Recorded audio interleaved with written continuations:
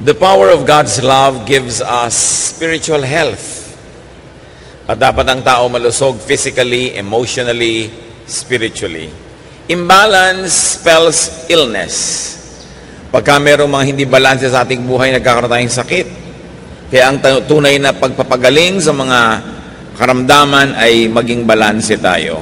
To avoid and to cure illnesses, especially spiritual illnesses, you have to balance your life.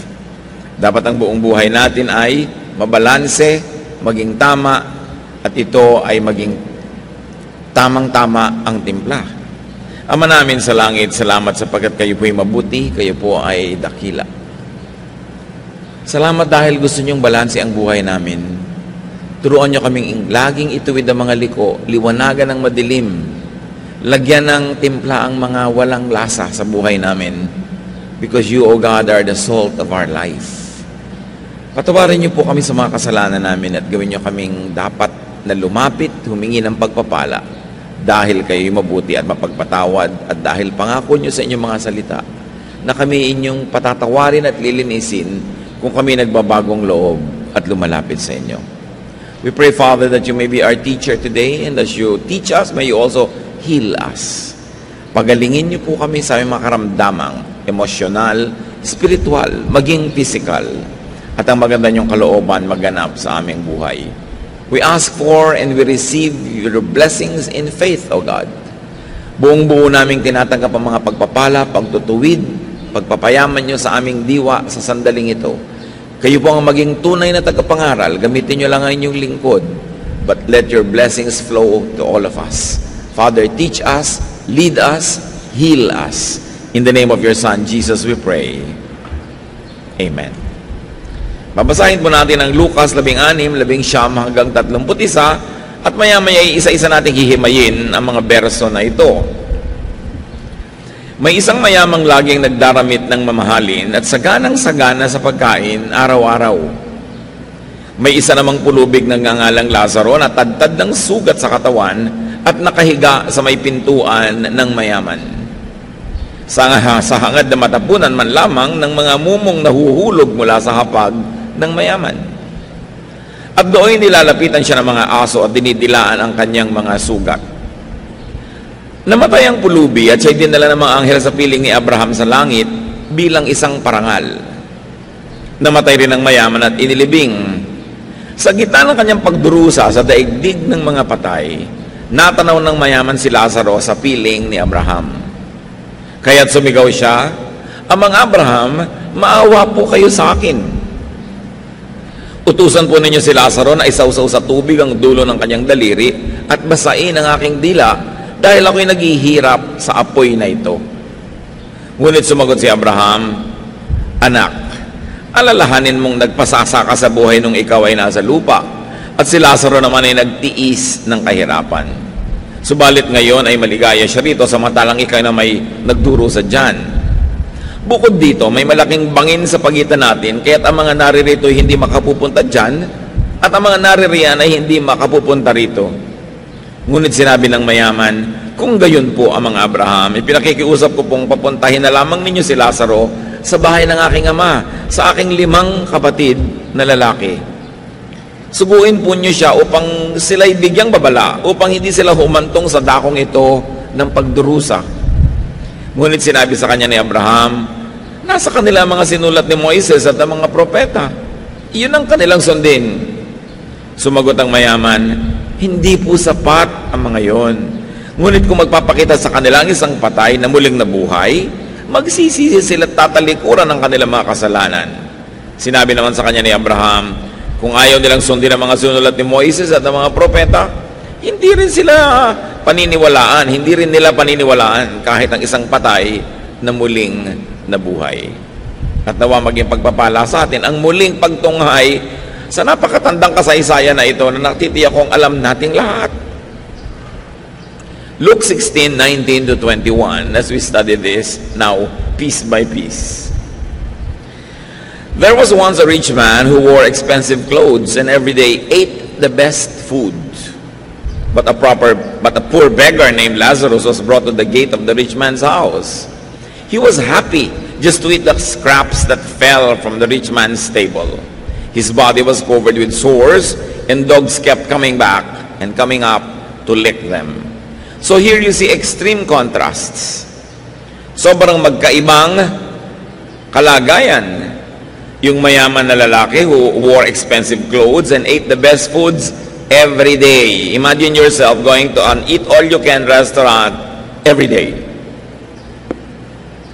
And, of course, without saying it, this man could afford very expensive doctors and everything that money could buy. Meanwhile, Lazarus was covered with sores. He ate nothing but crumbs and had dogs as nurses and doctors. Ang tagapagpalinis niya ng kanyang mga sugat ay mga asong dinidilaan ng kanyang mga sugat na hindi niya siguro maitaboy. Maaaring siya ay paralitiko dahil kinakailangan siyang buhatin para ilagay doon sa pintuan ng mayaman at umasang matapunan man lang kahit ng mga sobrang mga pispis na nahuhulog sa hapagkainan ng mayaman na ito.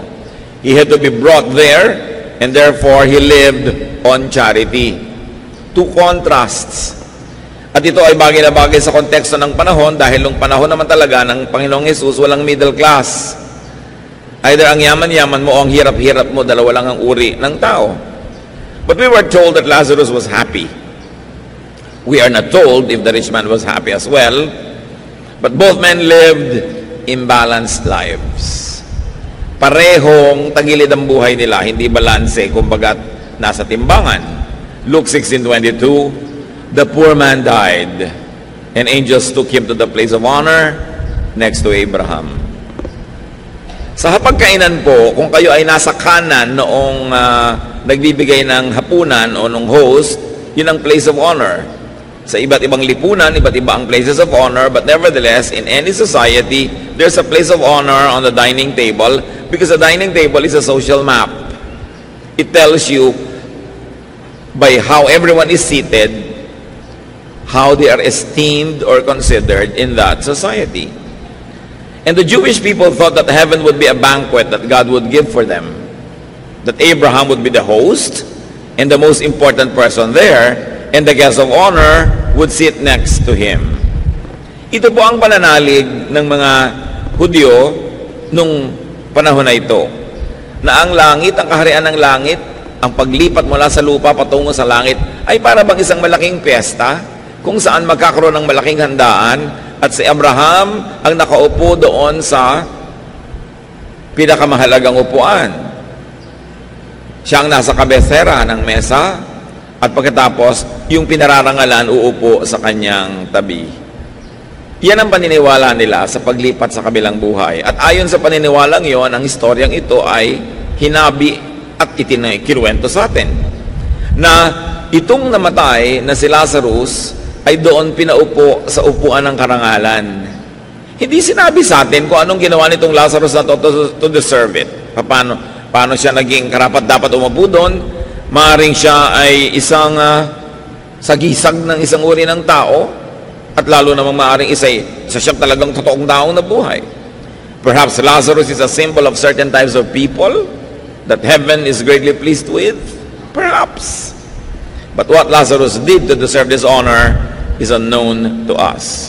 Now, if the story was literal, and that's the first thing to consider in any biblical story, that it is literal, it implies that the next life is about balancing.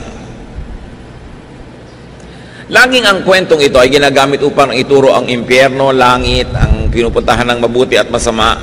Pero hindi naman tayo sinabihan na masama yung mayaman at hindi naman tayo sinabihan na mabuti sa Lazarus. Walang sinabi tungkol sa kanilang morality.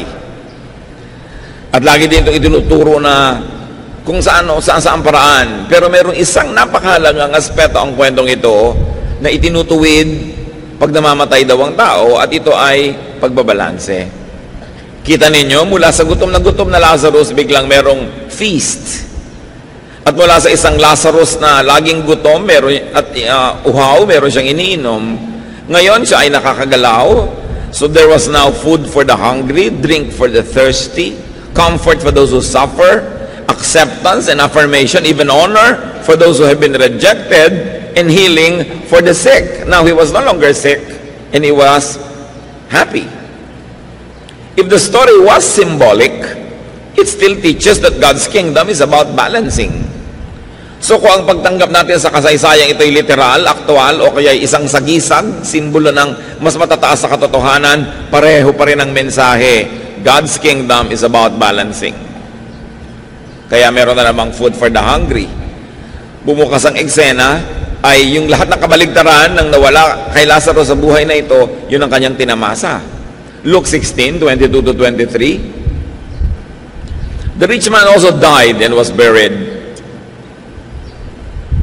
He went to hell and was suffering terribly. Now, hell is not a very good translation. It came from the Greek word Hades, which the Jewish people often thought of as a place where the dead wait for the final judgment. Sa theology ng mga Jewish people, ang taong namamatay ay hindi agad-agad nagpupunta sa piling ng Diyos. Naghihintay muna sila doon. At syempre sa Christian theology, sinasabi natin na dahil ang hinihintay ay ang tagapagligtas, nung dumating si Jesus, ay dinala na niya ang mga naghihintay doon sa piling ng Ama, at ngayon ang namamatay ay diretsyo nang pumupunta sa Ama at hindi na naghihintay. Yan ang basic Christian theology. But at this time, when Christian theology was not yet fully developed, it was only emerging, people in Israel thought that when they died, they went to a halfway house to wait for the final judgment, where they would be led into the presence of God.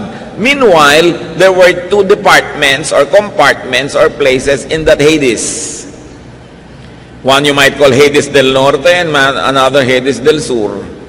So nagpunta sa Hades del Norte itong rich man, no? At siya ay nagdurusa doon. Itin-translate sa English na hell. It's a very poor translation. But nevertheless, it's important to go back to the Greek original. Now, if the story was literal, it all the more implies that the next life, again, is about balancing. Yung the overfed dito sa mundo, ngayon ay gutom. Yung nagpasasa sa lahat ng masasarap na inumin, ngayon uhaw na uhaw, at nagdurusa sa discomfort, sa init. There was unbearable heat, there was suffering, and not only that, while he enjoyed to be in the center of the social life of his community, and when he was alive, now he was isolated. Hindi pinapakita na may mga kasama siya at siya ay binibigyan ng ginhawa. If the story was symbolic, it still implies that God's kingdom is about balancing. Mapupurga tayo ng kasasabi ng balancing kasi talagang paulit-ulit na bumabalik sa kwento. Deprivation for the overfed. No?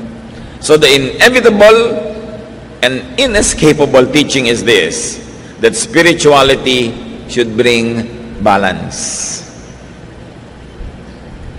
Maraming mga tao kung kailan naging relihiyoso tsaka naging hindi balanse, committed ang utak, lumiit ang mundo, naging overly like this and overly like that, nawalan na ng social life, nawalan ng balanse ang buhay, wala ng ibang topic kundi ang kanyang relihiyon, wala na siyang ibang ginagawa kundi mga bagay na pang next life, wala nang inaasikaso para sa life na ito.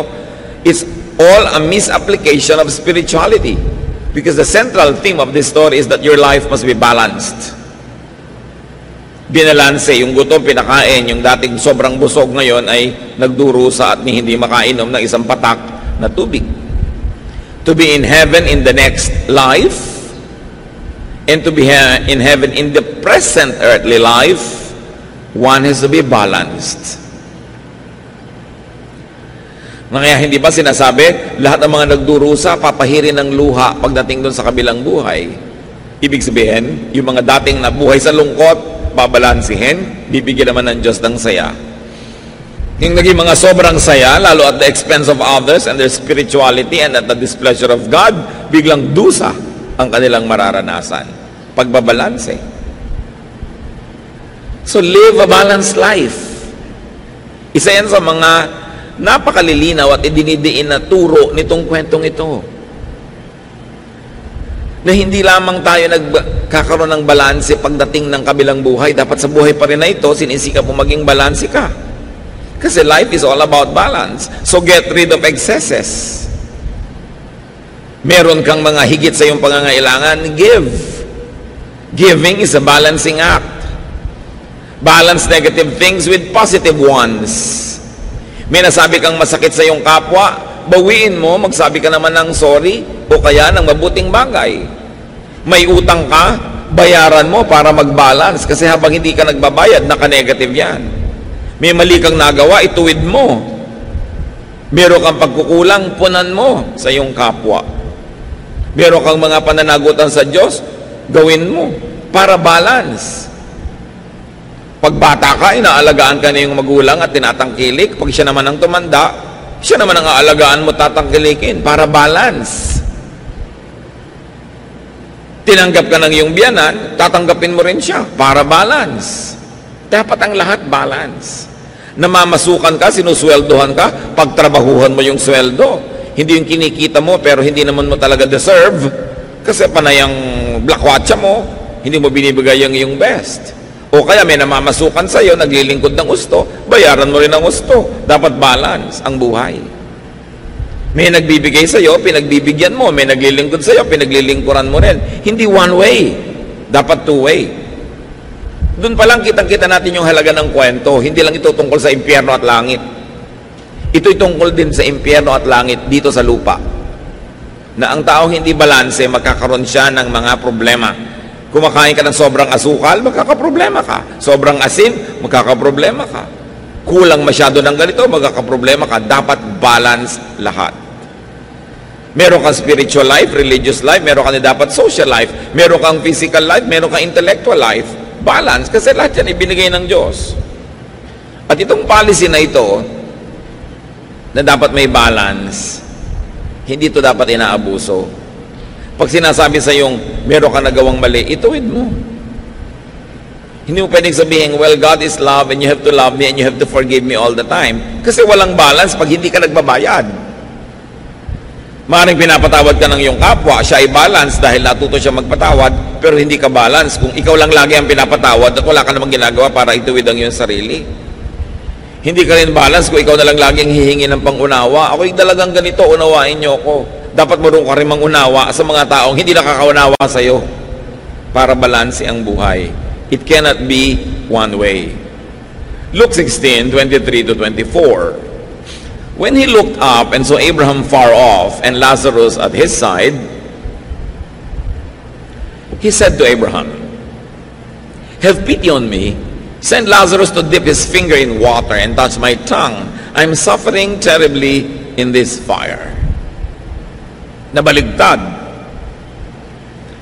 Nung makita niya si Abraham, sabi niya, maawa naman po kayo sa akin. Utusan niyo si Lazarus na isausaw man lang kahit dulo ng kanyang daliri sa tubig at dampian ni isang patakman lang na tubig ang aking dila. Pero wow na ako sa init na ito. No? Now here is a role reversal. Nabaligtad ang lahat. Alam niyo kung sino ang hindi makakaranas ng sobrang kabaligtaran? Yung balance. Kasi nasa gitna ka, so pag lumipat ka sa kabilang buhay, nasa gitna ka pa rin.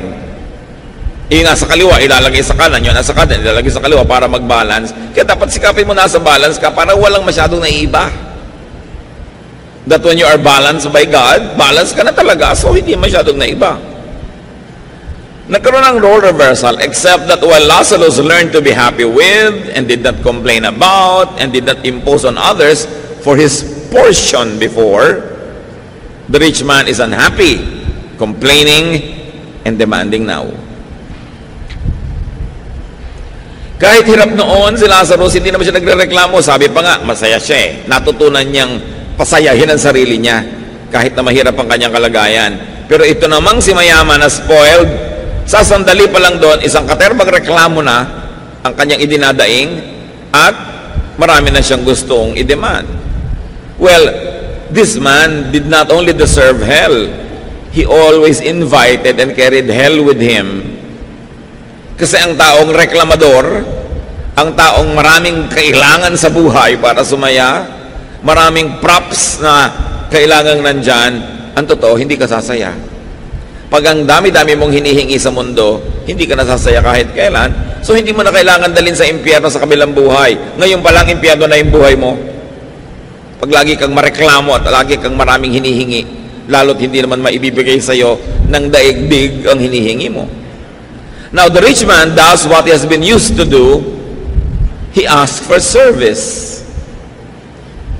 Nakakabulag talaga kung minsan yung yumaman ka, magkaroon ka ng kabuhayan at kasikatan at kung ano-ano. Tingnan nyo to, nandun na siya sa kabilang buhay, humihingi pa ng service. Inutusan agad si Abraham. Father Abraham, utusan nyo nga si Lazarus na mag-igib ng tubig para naman ako guminhawa dito. So ang totoo, dalawa yung inutusan niya. From Father Abraham no less, and from Lazarus of all people, he wanted service. The rich man clearly represents some types of people. People who are spoiled, palautos, feeling entitled. Na lahat ng mga hirap nila sa buhay ay kailangang ibsan ng paglilingkod ng iba. Lahat ng kanilang inip ay dapat libangin ng iba. Lahat ng kanilang pangangailangan ay dapat ibigay ng iba. Kahit load sa kanilang telepono na wala pa silang trabaho, kailangan na nila ng maraming load. Kailangan may ibang magbayad ng load na yan. Biglang mag-aasawa ng wala sa lugar, kailangan iba ang magbayad ng handaan. Magkakaroon ng anak, kailangan iba ang bumili ng gatas kasi hindi naman nila magawa yung mga dapat nilang gawin. Spoiled people. People who harvest without planting. Ito, nakita nyo itong mayaman na to. Ang dami niyang reklamo at uutusan na naman niya ngayon sa Abraham at si Lazarus na sa wakas ay nananahimik at nag-e-enjoy, gusto na naman niyang bigyan ng utos. These types should pay attention if they don't wish to join this rich man soon. There is this rich man in all of us. And there is the potential of Lazarus in each one of us. Kaya itinuturo sa atin yung kwento. Maaaring tulad tayo nitong mayaman na ito, lagi na lamang na pinipilit ang kapwa na mahirapan at paglingkuran itong kanyang mga pangangailangan. Luke 16:25.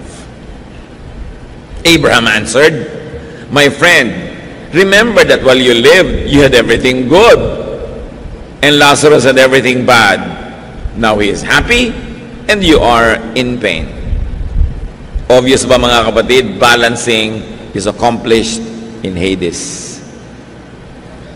Sabi niya, sasandali ka palang naghihirap ha. Gusto mo na agad paglingkuran ka namin. Nakalimutan mo na ba na sarap-sarap ng buhay mo noon? Hindi ka nakaisip tumulong sa kapwa. Hindi ka man lamang naging mabuti. Tapos ngayon, itong nahirapan si Lazarus, gusto mo utusan na agad. Pasensya ka. Yan ang hinahanap na pagbabalanse ng buhay mo dahil diyan ka lumabis. This is not even about doing bad or doing good. It's just about being imbalanced. It's just about imbalances, having too much of having too little of life's supplies. Sa lahat ng laging gipit, gutom, uhaw, kapos, alam ng Diyos ang inyong kalagayan. At yan ang pangako ng kwentong ito, mababalanse yan. Maihinam na mabalanse, dito pa lang sa buhay na ito. Pero kung kayo mapagkaitan ng kapalaran sa buhay na ito dahil sa napaka-oppressive system ng buong planeta, alam ng Diyos kung paano kayo bibigyan ng ginhawa sa kabilang buhay. Alam ng Diyos kung paano kayo bibigyan ng gantimpala sa pagtitiis. Lalo na sa pananatiling mabuti sa kabila ng mga hirap na ating dinaranas. Ito ang central theme ng kwento. Ang pinag-uusapan pa lang dito mga kapatid, imbalance. Paano pa kung pag-inaisapan yung being bad or good? Pag pinag-usapan ba natin yung the bad is punished and the good is rewarded, lagong lumilinaw ang dapat natin gawin sa ating buhay. That we should be good.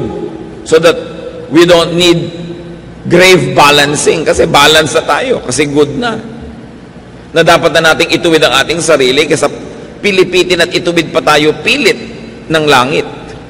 That we should volunteer to balance ourselves. Pag ang dami-dami niyong blessing, magkusa na kayong mamigay.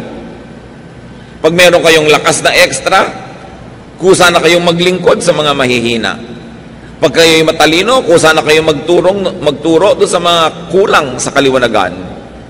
Pagka marami kayong mga biyaya sa buhay, mamahagi sa mga kinakapos.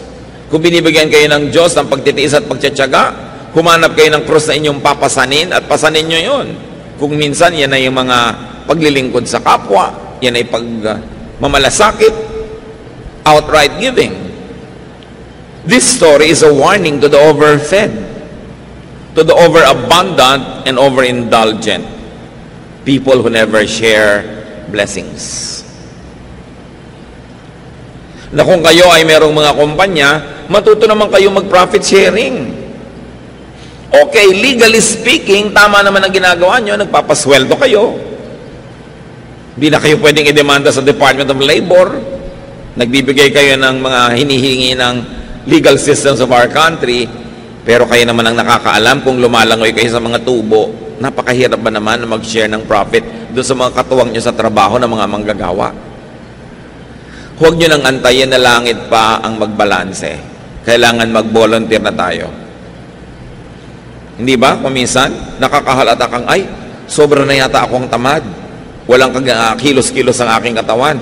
Magbo-volunteer ka na ngayon mag-exercise para hindi mo naantay yung magkasakit at mapuwersa kang mag-exercise. Pag alam mo na hindi balance ang kinakain mo, ikaw na yung mag-balance kaysa mag-antay ka pa ng stroke, mag-antay ka pa ng sakit, at pagkatapos talagang binalance ka dahil nakaswero lang yung pagkain mo. Kailangan pa ba nating hintayin na pilitin tayo ng kalikasan, nahampasin tayo ng langit para ituwid natin ang mga kalikuan natin? Mas masarap ikaw na ang kusang gumagawa nun. Kaya maganda araw-araw ang tao nag-iisip, sumobra ba ako? Sumobra ba ako sa pang-aapi sa asawa ko? Sumobra ba ako sa pag-e-expect sa mga magulang ko, ang tanda-tanda ko na? Sumobra ba ako sa mga masasakit kong salita sa aking mga empleyado? Sumobra ba ako sa panggigipit sa aking kapwa? Sumobra ba ako sa paglalagay ng interes sa mga pautang ko? Lahat ng sobra, itinutuwid yan ng Diyos. Pag hindi ka nagkusang magtuwid, mapipilitan kang ituwid ka ng langit. James 5:5, you have lived on earth in luxury and self-indulgence. You have fattened yourselves in the day of slaughter. Sabi, o namuhay ka dito sa mundo sa sagana at pasasa. Pinatataba mo lang ang sarili mo na parang kakataying baka. Pinapataba mo lang ang sarili mo para sa matadero. Yun ang sinabi ng James 5:5. So ikaw na ang magtanggal-tanggal ng mga sobra. Hindi ko mo pinagtsatsagaan ka ng iyong asawa, aabusuhin mo na siya. Hindi ko mo ikaw lagi ang nasusunod, hindi mo na itutuwid yun. Kailangan mag-usa ka. Meanwhile, Hades is comfort for the always hungry, the always needy, and the always poor. Buti na lang may ganong pagbabalance na inaasahan nating mababalanse at maitutuwid yan sa buhay natin dito sa lupa. Pero hindi man natin sapitin yon at masaklap man ng maging dulo ng buhay na ito, may naghihintay na pagbabalanse na inilaan ng Diyos. And there was no morality attached to the story. It was simply a story of balancing. That God is God of balance, and God will balance all imbalances. Because God sees, God hears, God knows. So just stick closely to God, and never give up on God. Never give up on your faith, even if you're suffering. Sa kabila at sa dulo ng lahat ng pagdurusa ay ang ginhawa na inilalaan ng Panginoon. Mapagmahal siya. At ang ginhawang inilalaan niya, hindi laging may moral clause. Mahal lang tayo talaga ng Diyos. At kung tayo naman ngayon yung pwedeng magbigay ng ginhawa sa ating kapwa, ibigay na natin. Kasi there is also the Spirit of God in each one of us. If there's the Spirit of this rich man in each one of us, all the more that there's the Spirit of God in each one of us. Kaya dapat din tayo na kumilos na parang kung Diyos ang kikilos, yun din ang ikikilos natin. Maging maibigin tayo, tulungin, mapagkalinga sa kapwa. So, sabi nitong si rich man, patawirin niyo naman si Lazarus dito at padalan ako ng tubig. Hindi pwede. Nasobrahan ka na ng saya nun eh. Panahon na ngayon ng pagbabalanse para sa iyo. Saka may isa pang dahilan kung ba't hindi pwede yan. Luke 16:26. And besides, there is a deep ditch between us, and no one from either side can cross over. Sabi niya, alam mo, gustuhin man ni Lazarus na sundin ang utos mo, hindi rin pwede eh. May bangin sa pagitan natin, walang makatatawid. Hindi kami pwedeng magpunta dyan at hindi ka rin pwedeng magpunta dito. May bangin na hindi pwedeng tawirin. Parang familiar, ano? A metaphor of the great social divide on earth. May tarangkahan ng bahay niya, yun yung bangin. Hindi pwedeng tumawid Si Lazarus, hanggang tarangkahan lang siya. Nasa loob naman si mayaman. Di ba, laging may mga ganyan division? Hanggang diyan ka lang, hindi ka pwede dito. Exclusive ito, sa amin lang ito. By membership lang ito. Gated community kami, may gwardiya dito, kailangan may sticker ka. Kung wala kang sticker, hindi ka makakapasok. Yung mga ganyan-ganyan, ano? There's always this divide, this bangin between the rich and the poor. So merong alabang girl at merong alamang girl, di ba? So alam na alam mo, ay alabang girl ito may alamang. So may social divide. Merong educated and ignorant. Merong yung mga relihiyoso, merong holy and sinner. Nauso yon sa mga Israelites noon. Holy kami, sinner kayo, hindi kayo pwedeng makisalamuha. Na tinawid ni Jesus, ha? Yung bangin na yon. Yung rich poor, tinawid niya. He ministered to everybody. The educated and the ignorant, tinawid niya. At siyempre, racially, merong white and black. Maputi kami, maiitim kayo. Diyan kayo mga ita. Diba? Dito kaming mga tisoy. Merong ganyan mga division. At yung division na yon, na-enjoy ng rich man sa earth. Kasi, hindi matawid ng mahihirap yung pagitan ng mahirap at mayaman. Laging nandun lang sila, etsepuera, tagalabas. Hindi nila yun natawid. Hindi nila napasok yung maginhawang daigdig ng gated villages ng mga mayayaman. At kung paano na-enjoy ni mayaman yung pagkakahati nun, ngayon gusto niyang baligtarin. The rich man wanted the chasm crossed to his advantage. Kung nung araw, hindi niya papatawirin at papasukin sa kanyang bakuran si Lazarus, ngayon na siya ang nagdurusa, gusto niyang papasukin para dalhan siya ng tubig. The same selfish advantage he didn't want crossed by others, in his past life, now he wants crossed. Remember, Lazarus remained outside just at his gate. Isang major lesson yan, don't burn the bridge over which you too must pass. Pag sobra ka laging exclusive ang gusto mo, paano? Baka ibigay nga sa'yo, exclusive, wala makapunta sa'yo, hindi ka mapuntahan.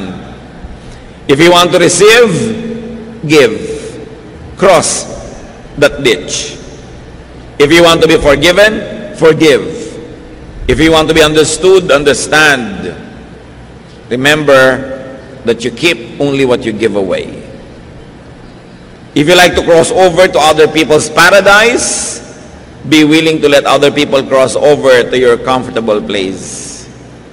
Gusto mo ang mga tao ay makiramay sa'yo sa panahon ng iyong hirap, makiramay ka ngayong maginhawa ka sa panahon ng kanilang hirap. Share your abundance, share your happiness, share your good fortune. Kumain ka ng masarap sa isang restaurant, why don't you order a special food and give it to your waiter? Iuwi niya sa kanyang asawa, share. Napakahalaga to share. Luke 16:27-28. But the rich man said, Abraham, then please send Lazarus to my father's home. Let him warn my 5 brothers so they won't come to this horrible place.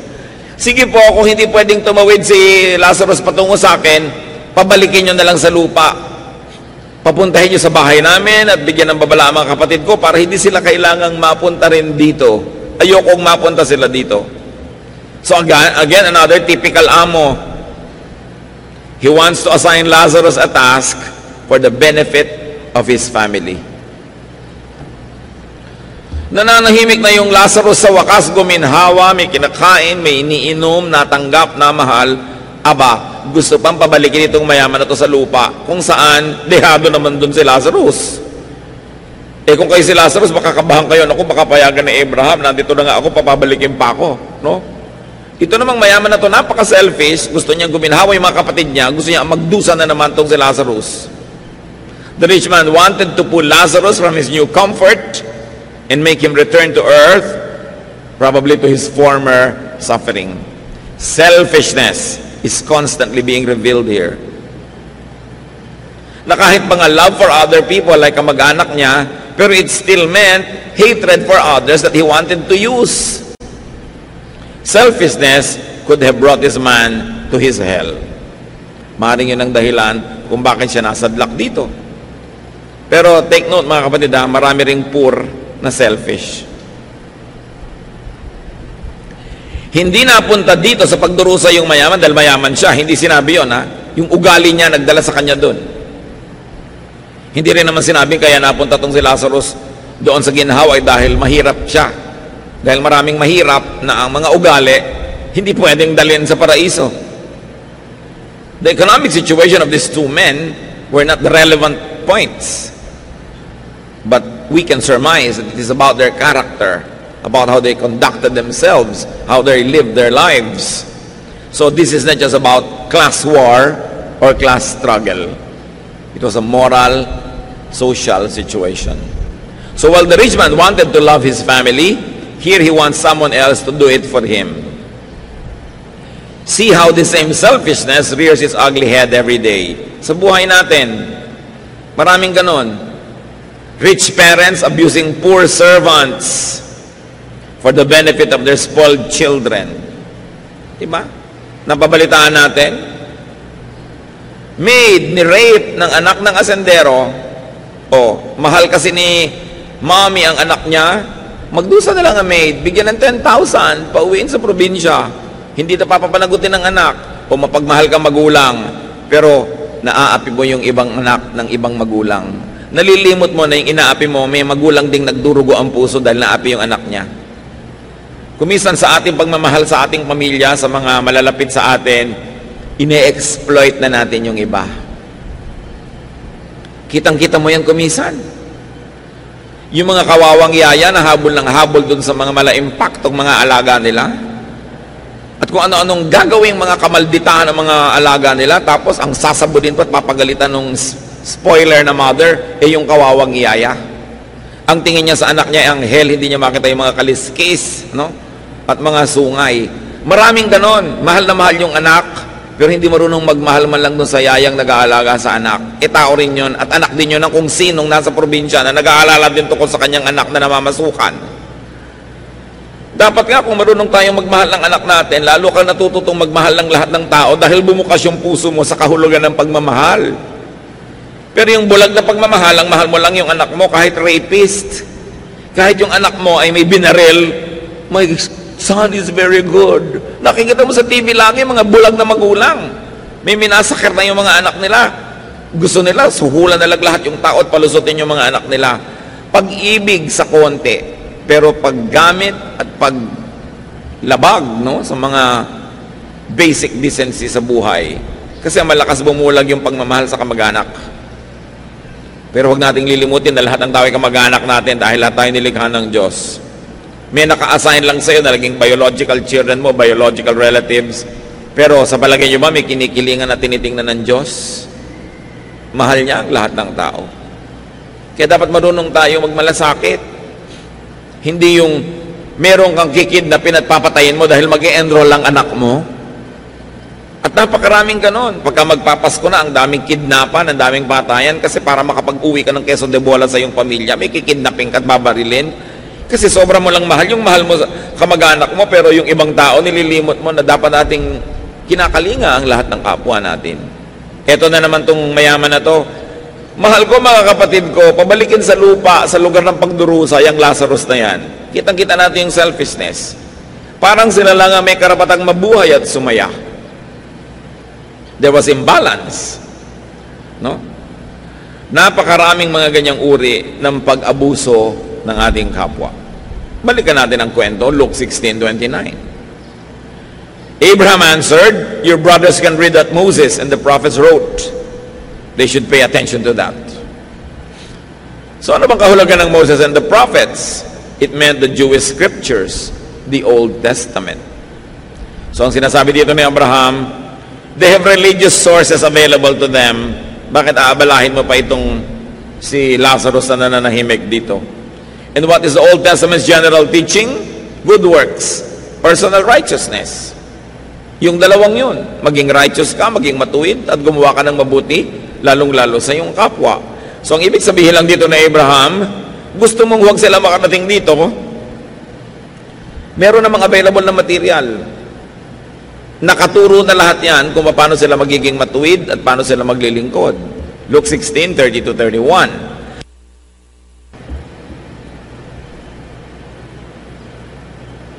Then the rich man said, "No, that's not enough.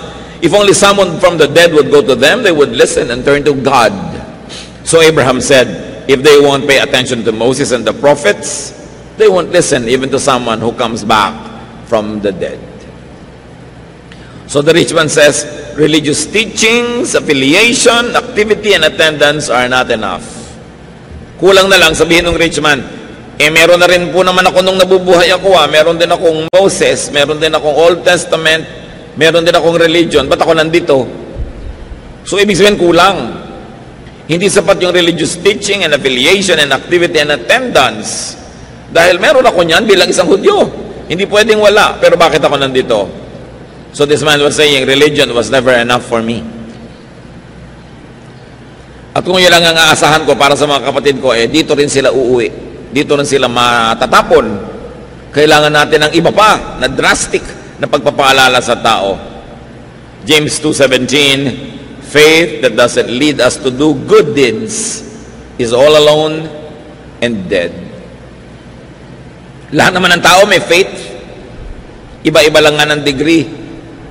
Kahit nga ang Diablo may faith Pero sabi, the faith should lead us to good deeds. Otherwise, kung ang pananalig mo hindi nagbubunga ng paggawa ng mabuti, baliwala ang pananalig na yon. At maaaring ganun ang uri ng pananalig nitong mayamang namatay. Alam niya yung scriptures, alam niya ang tradisyon, alam niya ang batas, alam niya ang utos, pero nagbunga ba yun ng mabuti sa buhay niya? Nagkaroon ba siya ng paggawa ng mabuti? So balance your life now. Kung merong oras na dapat balansehin ang buhay, huwag ipaghintay. To the rich man who didn't care about his eternal life, sabi ng Luke 12:20, but God said to him, you fool, tonight you will die, then who will get what you have stored up? Hindi mo naman alam kung kailan katatawagin ng Diyos, kung kailan matatapos ang buhay na ito. Kailangan ang itutuwid na. Huwag nang ipagpaliban pa dahil baka kamatayan, naliko. Therefore, sa kabilang buhay itutuwid. Dapat dito na ituwid. Baka kamatayan na imbalance. Sa kabilang buhay pa ngayon babalansehin. Dapat dito na habang may panahon. Balance the life of your loved ones also. Now. Mga magulang na nang i-spoil ng mga anak. Mga mahal sa buhay na nagbubulag-bulagan sa mga kamalian ng ating mga mahal sa buhay. Learn from Job. Job 1:1-5. Many years ago, a man named Job lived in the land of Uz. He was a truly good person who respected God and refused to do evil. Job had 7 sons and 3 daughters. Job's sons took turns having feasts in their homes, and they always invited their 3 sisters to join in the eating and drinking. After each feast, Job would send for his children and perform a ceremony as a way of asking God to forgive them of any wrongs that they have done. He would get up early in the next morning and offer a sacrifice for each of them, just in case they had sinned or silently cursed God. Masarap ang buhay nitong pamilya ni Job at laging nagpipiesta yung mga anak niya. Pero pagkatapos sila mag-party, papatawag lahat ni Job, susuriin, o baka umabuso kayo. Baka sa sarap ng nararanasan nyo, nakalimutan nyo Diyos. Baka na-offend nyo ang Diyos. Baka nagalit nyo siya, baka may nagawa kayong mali.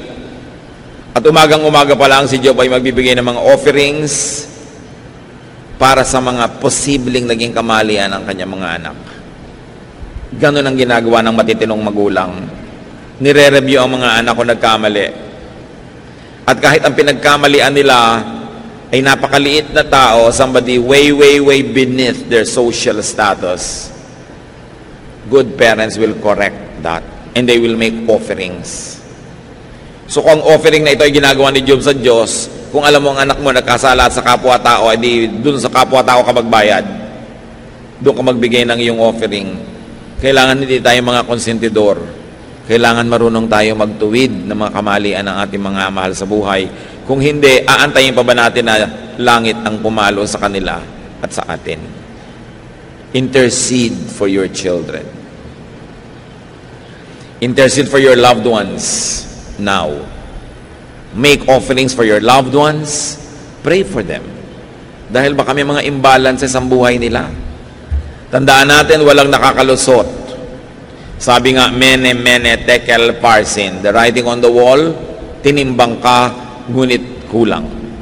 at dumating ang hatol ng Diyos sa mga kulang, ang timbang. Dapat tayong lagi magsikap na itama. At huwag na natin patagalin. Every day, may nagawa tayong mali, ituwid. Meron tayong naging utang sa kapwa, bayaran. Meron tayong naging mga natanggap na mga paglilingkod, suklian. Laging dapat balanse ang buhay. Ama namin sa langit, turuan niyo po kaming suriin ang mga sarili namin. Hanapan kami ng mga imbalances at maituwid ang mga ito. Ituro mo sa amin, Panginoon, na tanggapin na aming mga pagkakamali. Ituwid ito kahit na inconvenient, kahit na minsan nakaka-embaras na tumanggap ng pagkakamali. Kung may mga tao kaming inaabuso, turuan nyo kaming ituwid ang mga ito at ibalanse. Panginoon, ano po ang kahulugan ng kwentong ito sa aming buhay? Patuloy nyo pang ipaliwanag sa amin. Magdili-dili tayo sa mandali ng katahimikan, hanapin sa Espiritu ng Diyos ang personal pang mensahe para sa atin mula sa kwentong ito.